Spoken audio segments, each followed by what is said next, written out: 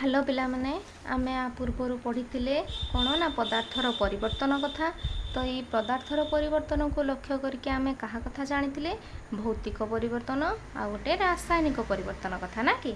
तो से भौतिक परिवर्तन और रासायनिक परिवर्तन भितर आमे केमती जानिबा कोटा भौतिक परिवर्तन और कोटा रासायनिक परिवर्तन तार गोटे छोट एग्जांपल होची कौन ना जे पदार्थ तमाने सृष्टि कौन सी गोटे रिएक्शन देले बा ताको कौन सी प्रकार सी कहा सह मिसिबो बा गोटे कौन सी पदार्थ अन्य पदार्थ सह मिसी जदि गोटे नूतन पदार्थ सृष्टि कर दिए आउ से पदार्थ को आमे आउ पूर्वावस्था को फेरई आनी परिबा नहीं ताले ताकू कुहाजिबो रासायनिक परिवर्तन। किंतु जोटा को आमे पूर्वावस्था को फेरई आनी परिबा ताकू कुहाजिबो भौतिक परिवर्तन। जेमती कि लुगा सुखिबा आउ कौन हो पार भौतिक परिवर्तन उदाहरण बरफ जल रे परिणत होगा बा जल बांफरे परिणत होगा ए सब जिन भौतिक पदार्थर एग्जांपल हो पारे। किंतु रासायनिक कौन हम फूल कौन हो फुटी जावा कढ़रू फूल हवा सेमती आउ कौन हो पार फल पाचिबा ना कि। तो ये भाया विभिन्न प्रकार क्षीररू दही हवा एगुड़ा सब गोटे गोटे कौन रासायनिक परिवर्तन। तेले आमे जो कथा को बुझीतिले आज से रासायनिक प्रतिक्रिया कथा आज पढ़ा से परिवर्तन रु ही। ताले देख रासायनिक प्रतिक्रिया कौन आमे पढ़िले जे रासायनिक परिवर्तन गुड़िक सब बेले नूतन पदार्थ उत्पन्न हुए। यह किपरि हुए वो कहीं हुए जानापी तुम इच्छा हो यही कथा तुम्हें उच्च श्रेणी रे भल भाव जानिबो। तेबे एठारे निम्नोक्त रासायनिक परिवर्तन गुड़िक निजे करी अनुध्यान कर। ताले केमती करवा देखिबा एक्सपेरिमेंट कौन अच्छी ना तुम काम 2.4 कौन दीची ना गोटे परीक्षा नली रे चामुचे भिनेगार नियो से चिमुटाए खाइबा सोडा व सोडियम बाइकार्बोनेट मिसाई लक्ष्य कर कौन है। अन्य गोटे परीक्षा नली रे अल्प सद्य प्रस्तुत स्वच्छ चून पानी नहीं रख। प्रथम परीक्षा नली मध्य बुदबुद सृष्टि हेबा सहित गैस निर्गत हेबा एवं स स शब्द शुणा निर्गत हेउथिबा एही गैस को तत्क्षणात स्वच्छ चून पानी रे प्रवेश कराई देख कौन है कौन हम ना तुम देख एमती दुईटा ट्यूब निया हम तादेह गोटे कौन कराब अंगारकाम्ल गैस जो उत्पन्न कराब केमती ना भिनेगार और खाइबा सोडा को मिसई दिहब मिसई देवा फल कौन हम ना ता देहरु बुदबुद होना सौ आवास करके गैस गोटे बाहर जोटा कि अंगारकाम्ल गैस हम। तो ताकू कौन मिसेब ना चून पानी रे मिसेब बा लाइम वाटर रे मिसेब मिसेबा फल तार रंगटा चून पानी जमी नॉर्मल धड़ा देखा नॉर्मल पानी देखा जाउथबो किछि समय पर देखिबो ताहा काल ए जो अंगारकाम्ल सह मिसिकी कैल्शियम कार्बोनेट हो तार रंगटा दुधिया हो। मु ऑलरेडी गोटे एक्सपेरिमेंट तुम मान रेडी करके रखी तुम ताकू देख तेले बुझीज। देख तुम ये वीडियो रे केमती होची एटे लाइम वाटर बा ताकू कौन कह जाए चून पानी बोली कह जाए। तो ता देहरे ताकू कौन करिवो ना भिनेगार किछि लवण अम्ल भी मिसई देला से आम मिसेवा किछि आवश्यक नाही डायरेक्ट कम कौन करिवो भिनेगार आउ खाइबा सोडा को मिसेबो। देखो सांगे सांग ये चून पानी देहरे से गैसटा को मिसई दिया गला। तो भिनेगार और खाइबा सोडारू जो गैसटा उत्पन्न होइछि ताहा कौन उठिक जाउछि ना से कौट को ना लाइम वाटर भितर को बा चून पानी भितर को गला पर किसी समय पर केमती से रिएक्शन कला देखिल तुम मैंने दुधिया रंग गोटे जगह भल कि क्लीयर देखी दूची। देख ये देख केमती बुटबुट बुटबुट होइकी उठिला किसी समय पर देख बुटबुट बुटबुट होइकी उठिबो। नॉर्मली प्रथम पानीटा तार केमती कलर थे देख नॉर्मल पूरा व्हाइट कलर पानी अच्छी जितेबाला CO2 आसूची ता देहरे मिसुची मिसला परे तार कलरटा केमती देखा देख धीरे धीरे धीरे धीरे होइकी केमती रिएक्शन करछि ना CO2 सांगरे CaOH हॉल2 माने कैल्शियम ए जो चून पानी सह अंगारकाम्ल गैस को जितेबाला मिसा होछि बा रिएक्शन करा होछि ता देहरु कैल्शियम कौन बाहरिबो कार्बोनेट को बाहर करा हबो आउ ता देहरु H2O बाहरिबो।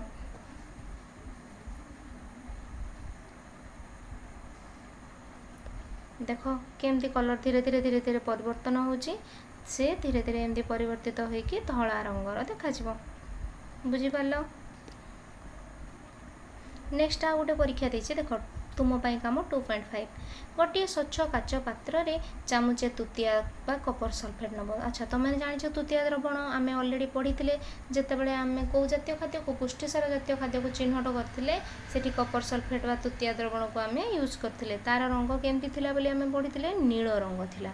तो ताकू ही नहीं आवश्यक परिमाण जल मिसा और द्रवण प्रस्तुत कर सुविधा थिले एही द्रवण रे 2-4 टपा कौन कर लघु गंधक आम्ल बा डाइल्यूट सल्फ्यूरिक एसिड मिसेब। सतर्कता कौन ना लघु गंधक आम्ल मिसाइला बेले विशेष सावधानता अवलंबन कर।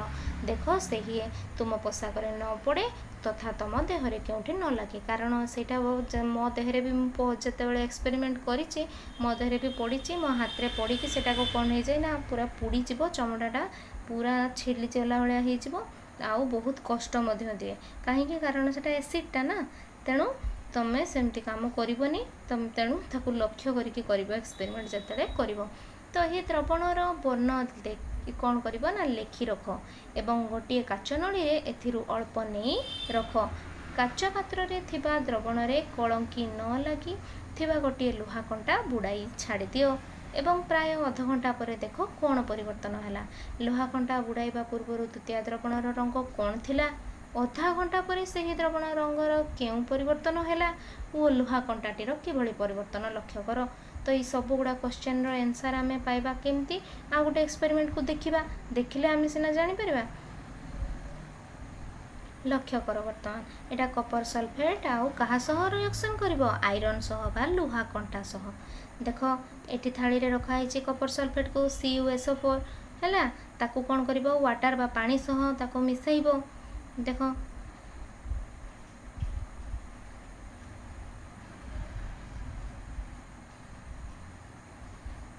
पानी को मिसेला परे तार रंगटा केमती देखा देख ये फिका स्काई टाइप रो टिके कलरटा देखा ना भल कि घांटी देले तार रंगटा पूरा ब्लूइश कलर माने नील रंग देखा।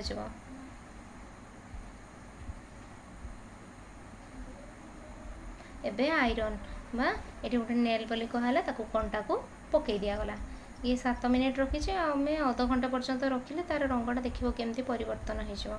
25 मिनिट आ रखीला धरिन माने अध घंटा पर्यंत 30 मिनिट रखला परे देख तुम माने लुहा कंटाटा केमती देखा देख ता देहरे एटा जो देखा एटा कलंकी लगिनी इट्स नॉट रस्ट बोली लिखाई देख एटा कलंकी नुहे कौ जिनसटा मोड़ी जाइए लुहा सह रिएक्शन करके कपरटा ता उपरे चढ़ी जाइए आ जेहेतु से कपर चढ़ी जाइए। अच्छा तेबे से पानी रे वर्तमान कौन अच्छी ना फेरस सल्फेट अच्छे तो से फेरस सल्फेट बा FeSO4 जो तार रंगटा एमती देखा जो तुतिया द्रवण CuSO4 थिला तो से CuSO4 जो वाटे अच्छी तो से ए जो आमर रहा कौन ना SO4 से SO4टा कहा सह मिसई ना से जो पानी रही ताहारी सह लुहा कंटा रिएक्शन देखी जेहेतु तार रंगटा ग्रीन देखा जाइए आउ कपरटा अलगा कि बाहरी की कहा उपरे लगी जाइए से लुहा कंटा उपरे लगी जाइए।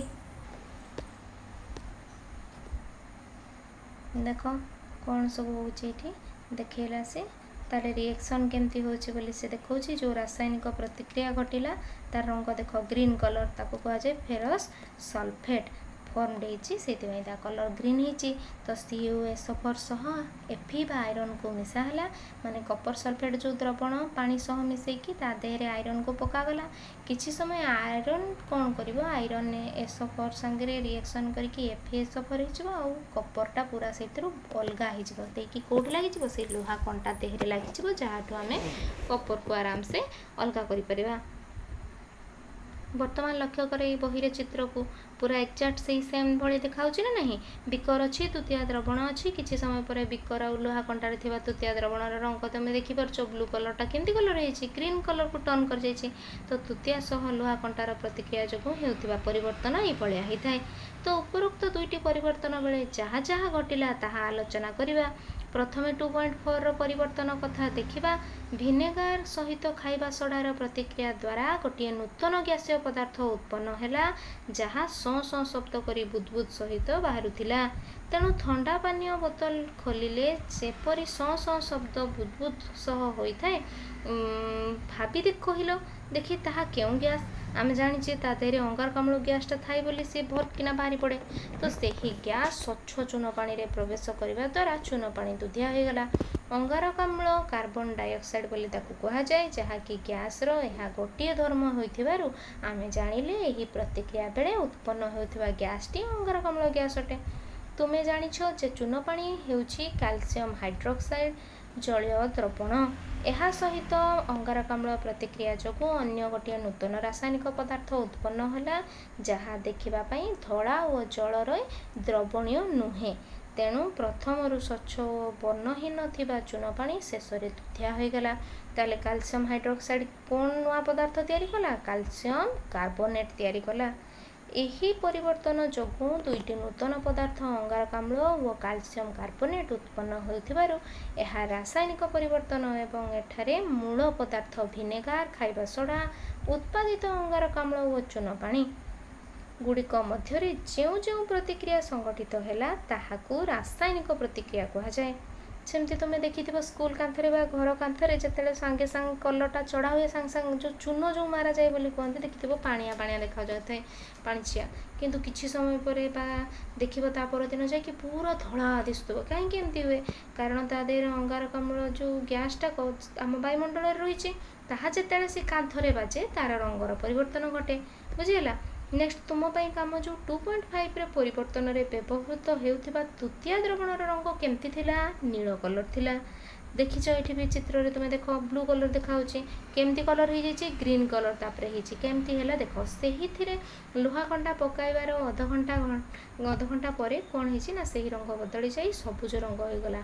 ଏହି ସବୁଜ ରଙ୍ଗ ଯୁକ୍ତ ଜଳରେ ଦ୍ରବଣୀୟ ପଦାର୍ଥ ହେଉଛି ଆଇରନ୍ ସଲଫେଟ୍। ଏହି ସମୟ ମଧ୍ୟରେ ଲୁହା କଣ୍ଟା ଉପରେ ଧୂସର ବର୍ଣ୍ଣ ତମ୍ବାର ପତଳା ଆସ୍ତରଣ ବସିଯାଇଛି। ଏହି ଆସ୍ତରଣ ତୃତୀୟାରୁ ବାହାରୁଥିବା ତମ୍ବାର ଆସ୍ତରଣ। ଏହି ପରିବର୍ତ୍ତନଟି ଗୋଟିଏ ରାସାୟନିକ ପରିବର୍ତ୍ତନ। ତୃତୀୟ ଦ୍ରବଣ ସହିତ ଲୌହ ପ୍ରତିକ୍ରିୟା କରିବା ଦ୍ୱାରା ଏହା ସଂଗଠିତ ହେଲା ଏବଂ ଏହା ମଧ୍ୟ ଗୋଟିଏ ରାସାୟନିକ ପ୍ରତିକ୍ରିୟା। ନେକ୍ସଟ କ'ଣ କହିଛି ପ୍ରଶ୍ନ 3ରେ ଦେଖ, ଏଗୁଡ଼ା ସବୁ କେମିତି କରିବ ତମେମାନେ? ମୁଁ ତ ଏଇଟା ତ ଗୋଟେ ଏଇଠି ତୁମ ପାଇଁ କାମ ମୁଁ ଦେଇଛି ଅଲରେଡ଼ି। ମୁଁ ସେଇଟାକୁ କ'ଣ କରିବି ତୁମମାନଙ୍କୁ ଆଉ ଥରେ ଏଇଠି ଦେଖେଇ ଦେଉଛି। ଦେଲେ ତୁମମାନେ ୟାକୁ ହିଁ ଟିପି ରଖିବ, ରଖିକି ତୁମ ଖାତାରେ ଉତାରିକି ମୋତେ ପଠାଇବ ପ୍ରଶ୍ନ ନମ୍ବର 3କୁ। ଦେଖ କ'ଣ ଦେଇଛି, କ୍ଷୀରରେ ଜଳ ମିଶିବା। ନୂତନ ପଦାର୍ଥ କିଛି ଉତ୍ପନ୍ନ ହେବ କି? ନୁହେଁ। ମୂଳ ପଦାର୍ଥ ଫେରି ପାଇବା କି? ହଁ ପାଇବା। ତେଣୁ ଏଟାର ଭୌତିକ ପରିବର୍ତ୍ତନ। ଯଦି ଆମେ ମୂଳ ପଦାର୍ଥ ଫେରିକି ପାଇବାନି ତାହେଲେ ସେଇଟା କେଉଁ ପରିବର୍ତ୍ତନ ହେବ? ରାସାୟନିକ ପରିବର୍ତ୍ତନ। ଏଠି ସବୁ ଗୁଡ଼ାକର ଦେଇଛି ଗୋଟେ ଗୋଟେ କରିକିନା। ତୁମେ ତାକୁ ଭଲ ଭାବରେ ଏଠୁ ଦେଖିବ, ଦେଖିକି ଖାତାରେ ଲେଖିବ। ଲେଖିକି ମୁଁ ଯେଉଁ କ୍ୱେଶ୍ଚନ୍ ଦେବି ତାକୁ ତୁମେ ମୋତେ ଲେଖିକି ବା କରିକି ମୋତେ ପଠାଇବ।